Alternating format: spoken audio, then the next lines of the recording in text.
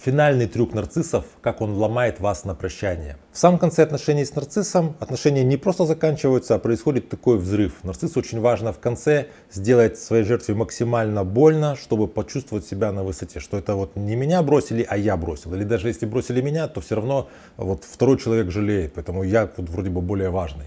Нарциссу очень важно в конце отношений сделать что-то такое вот болезненное, чтобы почувствовать, что он все-таки, ну вот хотя бы частично, хотя бы в этом месте в конце держит контроль какой-то. Меня зовут Евгений Масеев, я психиатр и психотерапевт, я достаточно давно работаю в теме психологии отношений. И сегодня мы говорим с вами о том, что же делает нарцисс на прощание в самом конце отношений. Если вам интересно с этим разобраться, ставьте лайк под видео, подписывайтесь на мой канал, чтобы не потерять меня, и мы с вами начинаем. Первый трюк нарцисса – это холодное обесценивание. То есть, сколько бы вас вместе не связывало бы там, времени, какие бы ни были бы у вас там сложные отношения, там, дети, какой-то бизнес совместный, вот все это он старается полностью обесценить. Я никогда тебя не любил на самом деле. Ты вот, никогда не была для меня вот, на первом месте. Там, не знаю, ты худшее, что было в моей жизни. Вот эти годы, которые мы вместе провели, это было мое падение, это был какой-то вот, худший период в моей жизни. То есть он всячески старается обесценить. При этом, понимаете, он это говорит таким образом и такими словами, чтобы максимально попасть вам в душу. Потому что нарцисс это человек, который находился с вами достаточно долго, он знает вас. В принципе, это неудивительно, потому что мы знаем, что близкие люди-то могут уколоть туда, куда больно, потому что они просто очень хорошо нас знают.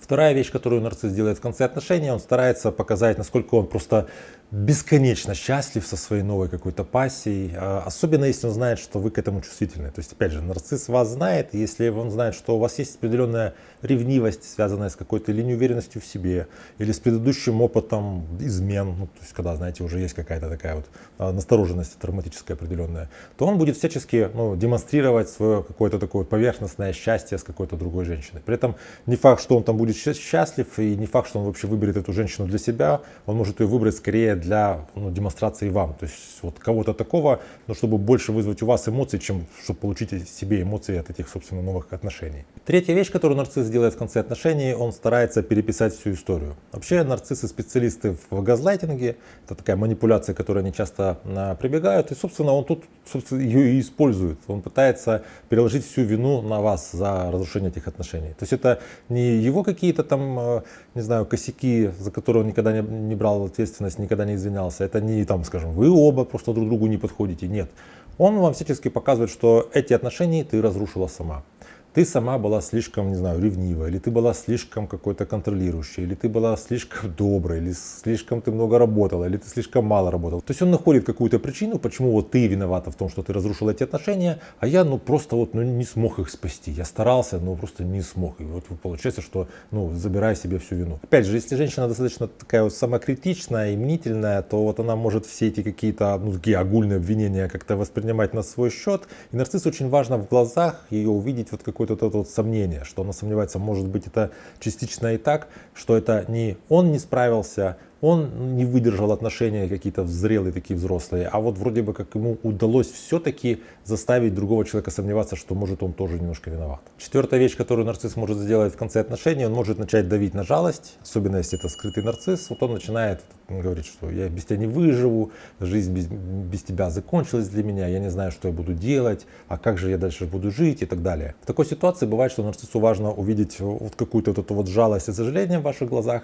после чего он куда-то там пропадает, еще при этом пытаясь вас как-то вот пугать. Он говорил только что о каком-то там, что он жить не хочет, а тут куда-то пропал. Вы начинаете переживать, начинаете ему названивать, он видит все эти пропущенные звонки. И, собственно, вот так вот он и выходит из отношений. То есть он вместо того, чтобы оказаться просто брошенным, он пытается как-то вот через жалость вас взволновать последний раз, получить от вас вот это вот внимание за счет своих драматизма и уйти как такой вот, меня так и не догнали, так вот меня и как бы не получили, меня так и не добились. Пятый трюк, который нарцисс может использовать, такой низкий, что он может сделать в конце отношений, он может стараться, если есть у вас общие знакомые, какие-то родственники, просто вас оговаривать. То есть вот вы расстаетесь, и он начинает другим, не знаю, вашим родственникам, его родственникам, там, знакомым, не знаю, коллегам рассказывать о вас какие-то гадости. Причем бывает так, что нарцисс, как бы предчувствуя, что дело куда-то уже типа пахнет керосином, начинает еще за какое-то время уже говорить о вас какие-то такие вещи, если не прямо плохие, то что-то такое сомнительное.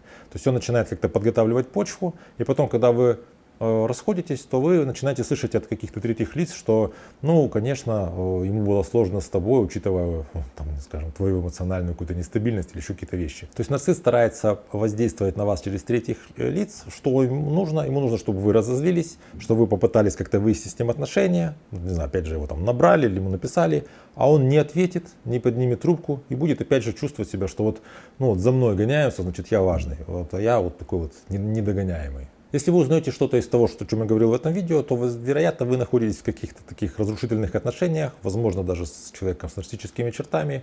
Если хотите в этом разобраться, можете записаться ко мне на консультацию.